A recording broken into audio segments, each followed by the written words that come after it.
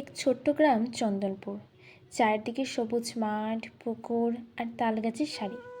কিন্তু গ্রামের মানুষদের মুখে সবসময় একটি নাম ঘুরে বেড়াতো: চৌধুরায়নের হাভেলি। লোকমুখে প্রচলিত ছিল এক অদ্ভুত গল্প। গত 40 বছর ধরে প্রতি বছর গ্রামের কয়েকজন সুন্দরী মেয়েকে নানা অজুহাতে সেই হাভেলিতে ডাকা হতো। কেউ বলতো কাজের জন্য, কেউ বলতো সাংস্কৃতিক অনুষ্ঠানের জন্য, আবার কেউ বলতো সম্মানটা দেওয়া হবে। সবচেয়ে অদ্ভুত বিষয়, যে মেয়েরা হাবলি থেকে ফিরে আসতো তারা আর আগের মতো থাকতো না। তারা কারোর সঙ্গে কথা বলতো না, সারাদিন চুপচাপ বসে থাকতো। চোখে থাকতো অদ্ভুত এক শূন্যতা। কেউ যদি জিজ্ঞেস করতো ওখানে কি হয়েছে, তারা শুধু নিজের দিকে তাকিয়ে থাকতো, যেন কোনো ভয়ঙ্কর স্মৃতি তাদের মুখ বন্ধ করে দিয়েছে। গ্রামের মানুষ ভয়ে আর কখনো কিছু জানতে চাইতো না। আমার নাম আনন্দ। আমি কুসংস্কারে বিশ্বাস করতাম না, কিন্তু সব বদলে গেল যেদিন আমার ছোট বোন মেঘা সেই হাবলিতে গেল। ফিরে আসার পর সে একেবারে বদলে গেল।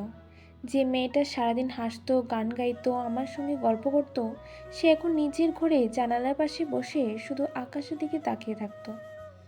আমি যতবার জিজ্ঞেস করেছি, মেঘা কি হয়েছে, ওখানে কি হয়েছে, সে শুধু কেঁপে উঠত। তারপর চোখে জল নিয়ে বলতো, দাদা, আমাকে কিছু জিজ্ঞেস করো না। এই উত্তর আমার বুকের ভেতর আগুন জ্বালিয়ে দিল। আমি ঠিক করলাম সত্যটা জেনেই ছাড়ব। কয়েকদিন পর খবর পেলাম হাভেলিতে নতুন এক চাকর লাগবে। আমি নিজের পরিচয় লুকিয়ে অন্য নাম ব্যবহার করে সেখানে চাকরির জন্য আবেদন করলাম। আশ্চর্য বিষয়, কোনো প্রশ্ন ছাড়াই আমাকে চাকরি দিয়ে দেওয়া হলো।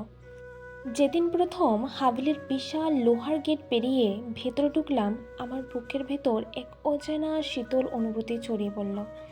হাভেলিটা বাইরের থেকে রাজপ্রাসাদের মতো সুন্দর, কিন্তু ভেতরে যেন এক অদ্ভুত নীরবতা। করিডোরে হাঁটতে হাঁটতে মনে হচ্ছিল কেউ যেন আমাকে আড়াল থেকে দেখছে। ঠিক তখনই একজন বৃদ্ধ চাকর আমার কানের কাছে ফিসফিস করে বলল, যদি বাঁচতে চাও রাত 12টার পরে কখনো উত্তর দিকের করিডোরে যেও না।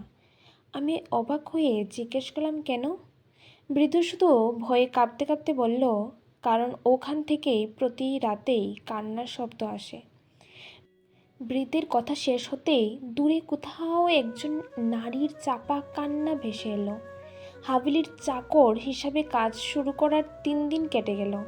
দিনের বেলা সব কিছু স্বাভাবিক মনে হতো, কিন্তু বিশাল উঠান, দামি আসবাবপত্র, চাকর বাকরের আনাগোনা সব কিছু যেন এক অভিজাত পরিবারের ছবি। কিন্তু সূর্য ডুবে যাওয়ার সঙ্গে সঙ্গে পুরো হাভেলির পরিবেশ বদলে যেত। রাত 11টার পর সবাই নিজের ঘরে চলে যেত। কেউ আর করিডোরে বের হতো না, যেন সবাই অদৃশ্য আতঙ্কে ভুগছে। সেদিন আমি ঠিক করলাম বৃদ্ধ চাকরের সতর্কবাণী অমান্য করব। ঘড়িতে রাত 12টা বাজতেই নিঃশব্দে ঘর থেকে বেরিয়ে উত্তর দিকের করিডোরের দিকে হাঁটতে শুরু করলাম। চারিদিকে গভীর নীরবতা, শুধু পুরনো ঘড়ির টিকটিক শব্দ আর বাইরে জড়ো হওয়া জানলার কাঁচ কাঁপছে। হঠাৎ একটি মেয়ের কান্নার শব্দ। আমি থমকে গেলাম। শব্দটা করিডোরের একেবারে শেষ প্রান্ত থেকে আসছে। সাহস সঞ্চয় করে ধীরে ধীরে এগিয়ে গেলাম। শেষে গিয়ে দেখলাম একটি পুরনো কাঠের দরজা। দরজায় বিশাল লোহার তালা ঝুলছে। এটা আশ্চর্য বিষয়, কান্নার শব্দটা ঠিক ওই ঘরের ভিতর থেকেই আসছে। আমি দরজা ছোট ফাঁক করে উঁকি দেখলাম। ভিতরে যা দেখলাম তাতে আমার শরীর ঠান্ডা হয়ে গেল। ঘরের মাঝখানে সারি সারি অসংখ্য মেয়ের ছবি টাঙানো। প্রত্যেক ছবির নিচে একটি করে নাম আর তারিখ লেখা।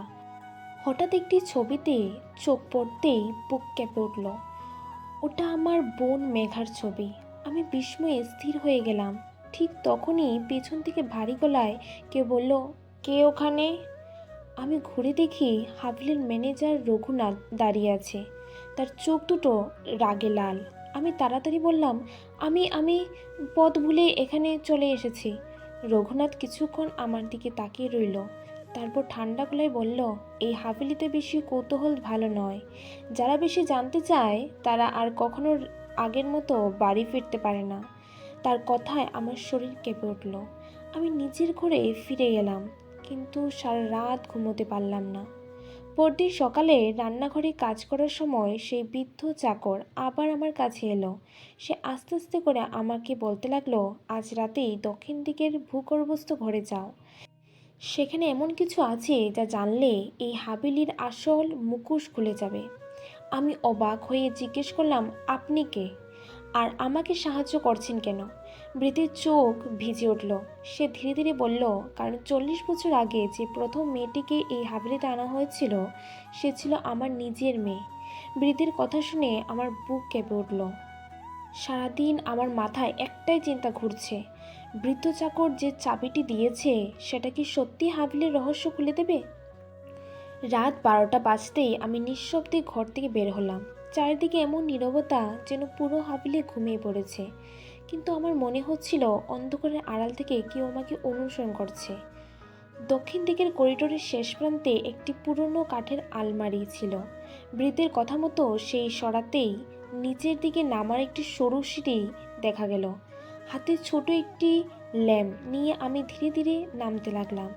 নিচে পৌঁছে দেখি একটি বিশাল ভূগর্ভস্থ ঘর, চারিদিকে ধুলো, মাকড়সার জাল আর পুরনো কাঠের বাক্স। হঠাৎ আমার চোখ পড়ল একটি লোহার আলমারির উপর। কাপা হাতে চাবি ঢুকিয়ে তালা খুলতেই দরজা কড়কড় শব্দ করে খুলে গেল। ভেতরে সারি সারি পুরনো ডায়েরি, চিঠি আর কিছু ফাইল রাখা ছিল। আমি একটি ডায়েরি খুললাম। প্রথম পাতায় লেখা ছিল, যদি কেউ এই ডায়েরিতে পড়ো তাহলে জেনে রেখো, চৌধুরী রানীর পরিবার যে মুখোশ পরে সমাজে ঘুরে বেড়ায় তার আড়ালে লুকিয়ে আছে বহু নিরপরাধ মানুষের কান্না। আমার বুক ধকধক করে লাগলো। আমি দ্রুত পাতাগুলো উল্টাতে লাগলাম। ডায়েরিতে লেখা ছিল, গত 40 বছর ধরে গ্রামের মেয়েদের হাভেলিতে ডেকে এনে তাদের নানা ধরনের ভয় দেখিয়ে মানসিকভাবে ভেঙে ফেলা হতো। তারপর কঠোর শপথ করিয়ে কাউকে কিছু বলতে নিষেধ করা হতো। যে প্রতিবাদ করত তার পরিবারের ক্ষতি করার হুমকি দেওয়া হতো। তখনই বুঝতে পারলাম আমার বোন মেঘা কিছু বলতে চায় না কেন। সে ভয়ে নিজের কষ্ট বুকের ভিতর লুকিয়ে রেখেছিল।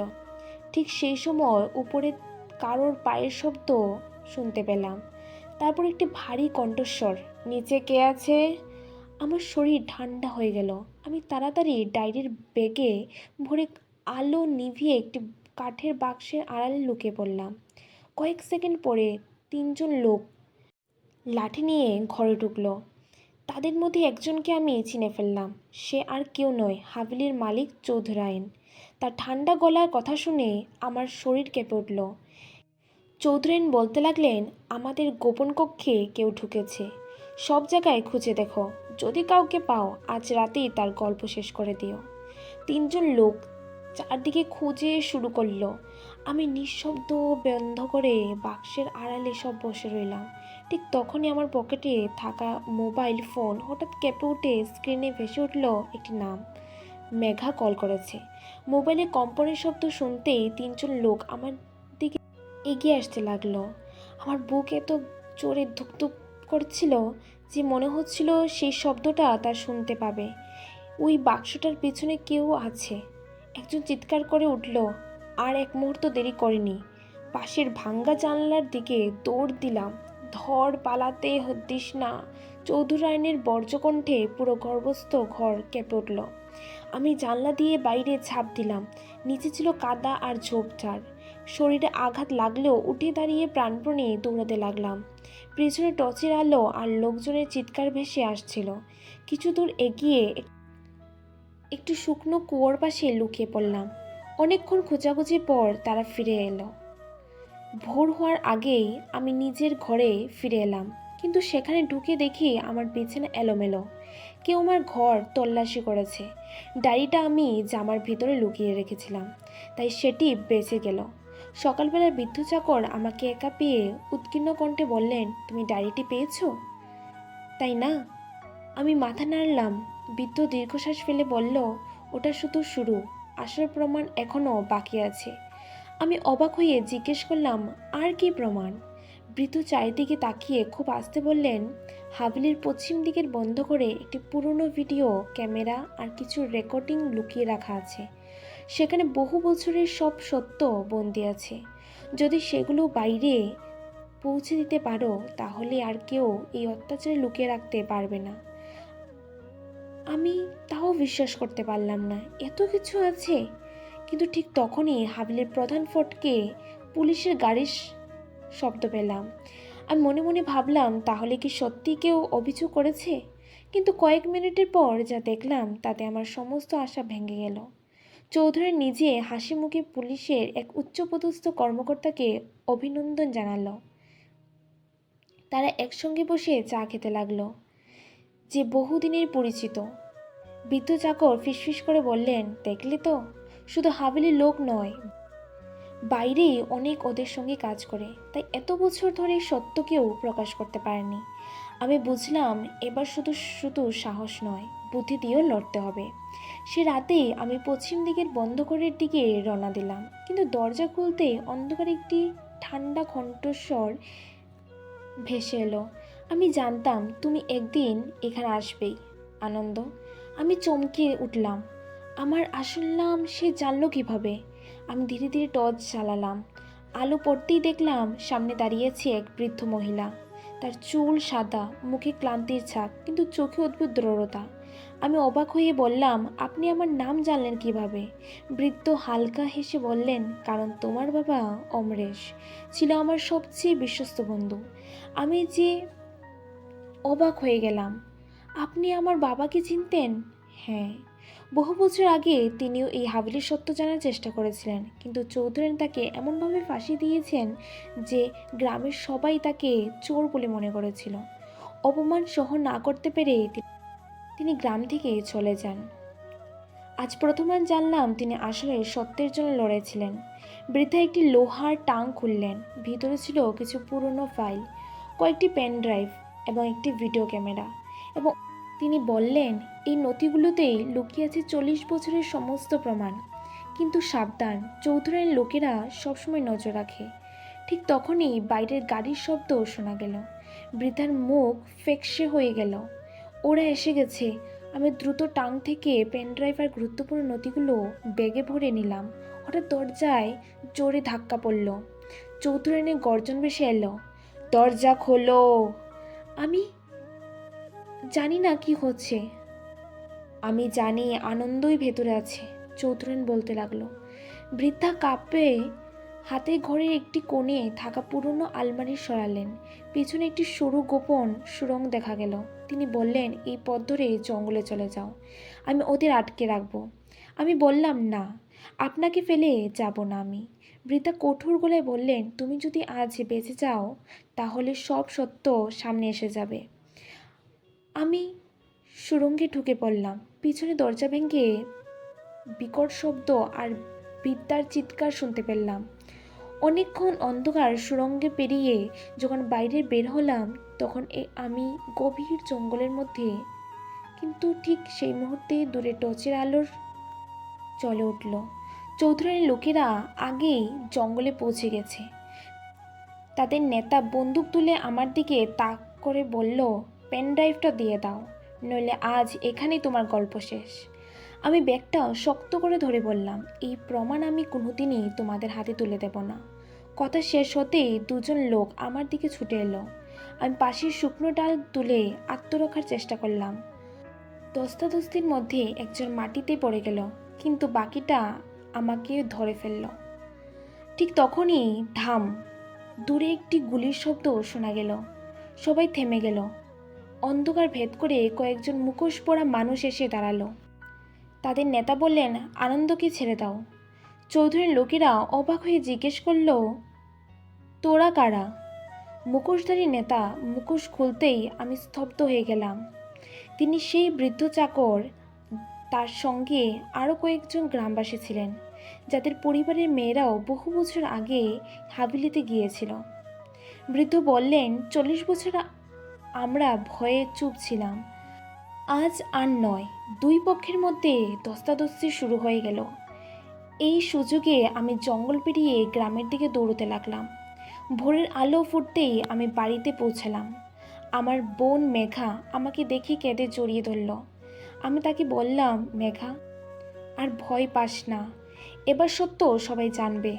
প্রথমে সে কিছু বলল না, তারপর কাপা গলায় বলল, দাদা, এতদিন আমি ভয়ে চুপ ছিলাম, কিন্তু আজ আমি আর ভয় পাবো না। ঠিক তখনই দরজায় কড়া নাড়ার শব্দ। দরজা খুলে দেখি গ্রামের আরও 5জন মেয়ে এসেছে। তাদের একজন বলল, মেঘা, যদি সত্য কথা বলে তাহলে আমরাও বলবো। আমি বুঝলাম ভয়ের দেয়াল ভাঙতে শুরু করেছে। কিন্তু সেই মুহূর্তে আমার মোবাইল একটি অচেনা নম্বর থেকে কল এলো।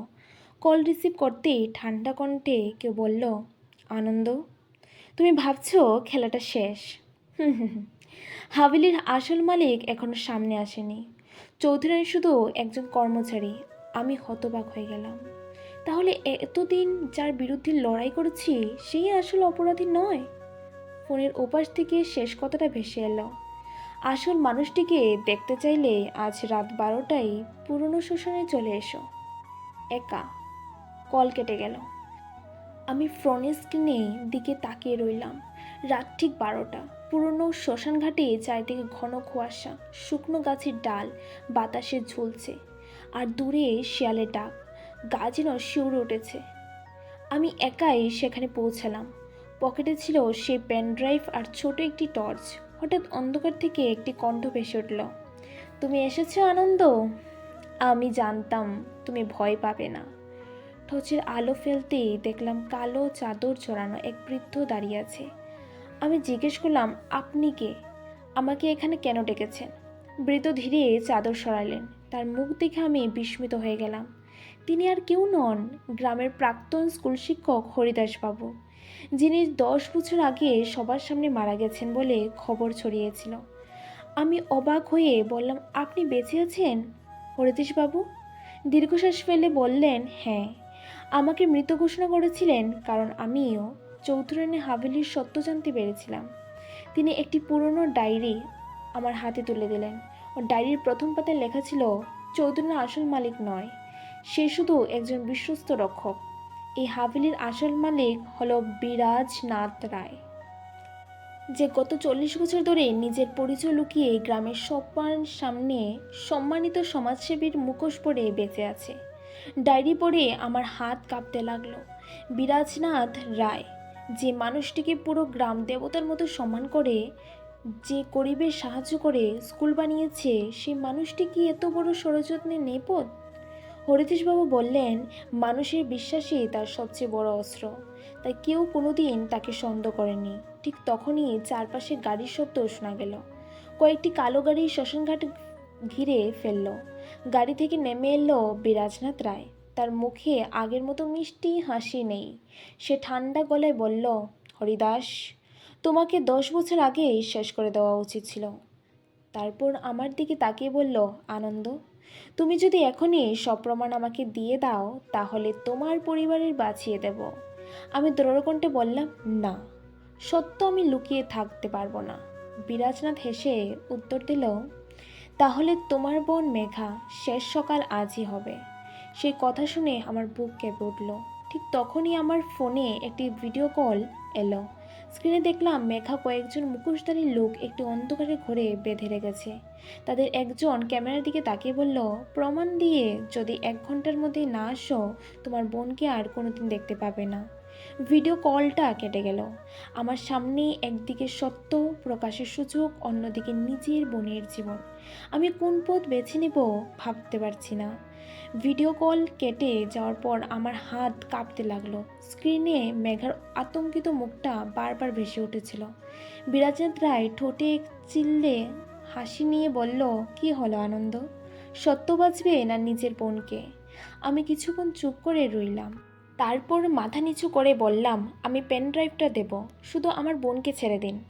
বিরাজনাথ জোরে হেসে উঠল, এই তো, ভাইয়ের ভালোবাসার কাছে সবাই হার মানে। আমি ধীরে ধীরে ব্যাগ থেকে একটি পেন ড্রাইভ বের করে তার হাতে দিলাম। বিরাজনাথ সেটি নিয়ে তার লোকেদের বলল, মেয়েটাকে ছেড়ে দাও।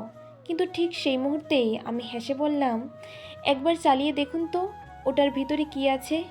বিরাজনাথ পেনড্রাইভটি একটি ল্যাপটপে লাগান ও স্ক্রিনে ভেসে উঠল, নো ডাটা ফাউন্ড। সে রাগে চিৎকার করে উঠল, এটা ফাঁকা। আমি শান্ত গলায় বললাম, হ্যাঁ, আসল পেনড্রাইভটা অন্য জায়গায় আছে। বিরাজনাথের চোখ লাল হয়ে গেল। ধরো ওকে। ঠিক তখনই চারপাশের হঠাৎ তীব্র সাইরনের শব্দ ভেসে এলো। দূরে কয়েকটি গাড়ির আলো দ্রুত শ্মশানের দিকে এগিয়ে আসছে। বিরাজনাথ অবাক হয়ে বলল, এরা কারা? আমি আমি হেসে বললাম, যাদের এতদিন আপনি সত্য জানতে দেননি, আজ তারাই এসেছে। আসল শ্মশানে আসার আগেই আমি গোপনে আসল পেনড্রাইভটা গ্রামের এক বিশ্বাসযোগ্য সাংবাদিকের হাতে তুলে দিয়েছিলাম। সেই সাংবাদিক সমস্ত ভিডিও, নথি এবং প্রমাণ নিপাতে বিভিন্ন সংবাদ মাধ্যম ও কর্তৃপক্ষের কাছে পাঠিয়ে দিয়েছে। বিরাজনাথ বুঝতে পারল তার খেলা শেষ হয়ে গেছে। রাগে সে কোমর থেকে একটি পিস্তল বের করে আমার দিকে তাক করলো। তাহলে তুই বাঁচবি না। ঠিক সেই মুহূর্তেই ধাম শব্দ হলো। একটি গুলির শব্দে চারদিকে কেঁপে উঠল। আমি চোখ বন্ধ করে ফেললাম। কয়েক সেকেন্ড পরে চোখ খুলে দেখি আমি অক্ষত দাঁড়িয়ে আছি। আমার সামনে দাঁড়িয়ে থাকা হরিদাসবাবু মাটিতে লুটিয়ে পড়েছে। গুলটা তিনি নিজের বুকে নিয়েছে। রক্তাক্ত অবস্থায় তিনি কাপা গলায় বললেন, আনন্দ, সত্যকে কখনো হারতে দিও না। তার চোখ ধীরে ধীরে বন্ধ হয়ে গেল। আমার চোখে জল নেমে এলো। কিন্তু তখনই দূরে পুলিশের সাইরনে আর শুনতে পাওয়া গেল। বিরাজনা তার লোকেদের নিয়ে পালানোর চেষ্টা করলো। ঠিক সেই সময় তার একজন বিশ্বস্ত দেহরক্ষী চিৎকার করে বলল, স্যার, হাবলির গোপন সুড়ঙ্গ দিয়ে পালাতে হবে। আমি বুঝলাম শেষ লড়াই এখনও বাকি। আমি পুলিশ এবং গ্রামের মানুষ সবাই হাবলির দিকে রওনা দিলাম। সে রাতে চৌধুরানী হাবলির চারপাশে মানুষের ভিড় জমে গেল। যে হাবলিতে একদিন সবাই ভয়ে দেখত না, আজ সেই হাবলির অন্ধকার সত্যের সামনে সবাই দাঁড়িয়ে আছে। পুলিশ হাবলিতে ঢুকতেই বিরাজনাথ গোপন সুড়ঙ্গ দিয়ে পালানোর চেষ্টা করলো। কিন্তু আমি জানতাম সেই সুড়ঙ্গ কোথায় গিয়ে শেষ হয়, কারণ কয়েকদিন আগেই আমি সেই পথ দিয়ে গিয়েছিলাম। আমি পুলিশের অফিসারকে বললাম, উত্তর দিয়ে পুরনো কক্ষে যাবে, সেখান থেকে বের হওয়ার রাস্তা আছে। পুলিশ দ্রুত সেই দিকে এগিয়ে এলো। অন্যদিকে আমি মেঘা খুঁজতে লাগলাম। হঠাৎ নিচের ঘর থেকে তার কণ্ঠ শুনতে পেলাম, দাদা। আমি দরজা ভেঙে ভেতরে ঢুকে গেলাম। মেঘা এবং আরও কয়েকজন মেয়ে সেখানে বন্দি। তাদের চোখে ভয়, কিন্তু আজ সেই ভয়ের জায়গায় সাহস দেখা যাচ্ছে। আমি সবাইকে মুক্ত করলাম। মেঘা কাঁদতে কাঁদতে বলল, দাদা, আমি ভেবেছিলাম এই সত্য কোনো দিন প্রকাশ হবে না। আমি হাত ধরে বললাম, অন্যায় যত বড়ই হোক, একদিন না একদিন সত্য জয়ী হয়। ঠিক তখনই বাইরের থেকে চিৎকার শোনা গেল, বিরাজনাথ ধরা পড়েছে। পুলিশ তাকে হাতকড়া পরিয়ে নিয়ে আসছিল। গ্রামের মানুষ অবাক হয়ে দেখছিল সেই মানুষটিকে, যাকে তারা এতদিন সম্মান করত।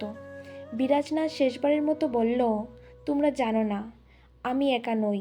এই রহস্যের পেছনে আরও একজন আছে। সবাই থমকে গেল। পুলিশ অফিসার জিজ্ঞেস করলেন, আর কে?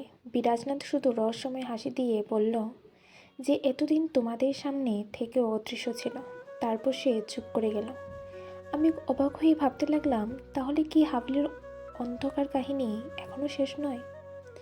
পরদিন সকালে খবরের কাগজে ছাপা হলো 40 বছর পুরনো রহস্যময়ের পর্দাফাঁস। কিন্তু খবরের কোণে একটি ছোট লাইন আমার চোখে পড়ল, অজ্ঞাত ব্যক্তি এখনও পাওয়া যায়নি। আমি বুঝলাম খেলা এখনও পুরোপুরি শেষ হয়নি। বিরাজনাথ রায় গ্রেপ্তার হওয়ার পর পুরো গ্রাম যেন নতুন আলোর ফিরে এলো। যে মানুষগুলো এতদিন ভয়ে মুখ খুলতে পারতো না, তারা একে একে সামনে এসে নিজেদের কষ্টের কথা বলতে শুরু করলো। চৌধুরানী হাভেলি, যেটা একসময় আতঙ্কের নাম ছিল, এখন তদন্তের কেন্দ্র হয়ে উঠল। পুলিশ পুরনো ঘরগুলো তল্লাশি করতে গিয়ে আরও অনেক গুরুত্বপূর্ণ প্রমাণ পেল। 40 বছর পুরনো নথি, ভিডিও রেকর্ডিং এবং চিঠি সবকিছু একে একে প্রকাশ পেতে লাগলো। কিন্তু আমার মাথায় তখন একটা প্রশ্ন ঘুরছিল। বিরাজনাথ বলছিল সে একা নয়, তাহলে আসল সহযোগী কে? সেই উত্তর পাওয়া গেল কয়েকদিন পরে। এক রাতে আমি একটি অজানা চিঠি পেলাম। চিঠিতে লেখা ছিল, আনন্দ, তুমি সত্যের অনেক কাছে পৌঁছে গেছো, কিন্তু মনে রেখো, হাভেলির সব রহস্য এখনো প্রকাশ হয়নি। পুরো মন্দিরের পেছনেই ঘরে এসো, সেখানে তোমার বাবার শেষ সত্য লুকিয়ে আছে। চিঠিটা পড়ে আমার বুক কেঁপে উঠল। আমার বাবা, যার সম্পর্কে এতদিন ভুল কথা শুনেছি, তার জীবনের শেষ সত্য কি এবার জানতে পারবো? আমি সেই রাতেই পুরনো মন্দিরে গেলাম। সেখানে একটি ছোট ঘরের ভেতর পেলাম একটি পুরনো বাক্স। বাক্সের ভেতরে ছিল বাবার লেখা একটি চিঠি। চিঠিতে লেখা ছিল, আনন্দ, যদি তুমি এই চিঠি পড়ো তাহলে বুঝবে তুমি সত্যের পথে হাঁটছ। আমি চৌধুরানী হাভেলির অন্যায় প্রকাশ করতে চেয়েছিলাম, কিন্তু একা লড়াই করতে গিয়ে হেরে গিয়েছিলাম। মনে রেখো, অন্যায়ের বিরুদ্ধে দাঁড়ানোর জন্য এক সাহসী মানুষের প্রয়োজন। চিঠির শেষে লেখা ছিল, এই ষড়যন্ত্রের আসল পরিকল্পনাকারী হলো সেই ব্যক্তি যাকে সবাই সবচেয়ে ভালো মানুষ বলে বিশ্বাস করে। আমি চিঠি হাতে নিয়ে স্তব্ধ হয়ে গেলাম। হঠাৎ পিছন দিকে একটি পরিচিত কণ্ঠ ভেসে এলো। অনেক চেষ্টা করেছ আনন্দ, কিন্তু সত্য জানার দাম তোমাকে দিতেই হবে। আমি ঘুরে দাঁড়ালাম, আর যাকে দেখতে আমার চোখ বিস্ময়ে বড় হয়ে গেল। সে আর কেউ নয়, বৃদ্ধ চাকর রঘুনাথ, যাকে আমি এতদিন আমাদের সাহায্যকারী মনে করেছিলাম। রঘুনাথ ধীরে ধীরে হাসতে হাসতে বলল, চৌধুরানী আর বিরাজনা শুধু আমার নির্দেশ পালন করত। আসল খেলোয়াড় আমি হতবাক হয়ে গেলাম। 40 বছরের সব অন্ধকারের পিছনে ছিল সেই মানুষ যে এতদিন নীরবে সব কিছু দেখছে। রঘুনাথ এগিয়ে এসে বলল, এবার তোমার কাছে শুধু দুটো পথ আছে, আমার সঙ্গে যোগ দাও অথবা এই রহস্যের সঙ্গে চিরতরে হারিয়ে যাও। আমি তার চোখের দিকে তাকিয়ে দৃঢ় গলায় বললাম, সত্যের জন্য লড়াই করা মানুষ কখনো ভয় পায় না। রঘুনাথের মুখের হাসি মিলিয়ে গেল। দূরে ভোরের আলো ফুটতে শুরু হলো, কারণ এবার শুরু হতে চলেছে শেষ লড়াই। প্রিয় দর্শক, আমার ভিডিও যদি ভালো লাগে প্লিজ লাইক কমেন্ট শেয়ার করে দেবেন। ধন্যবাদ।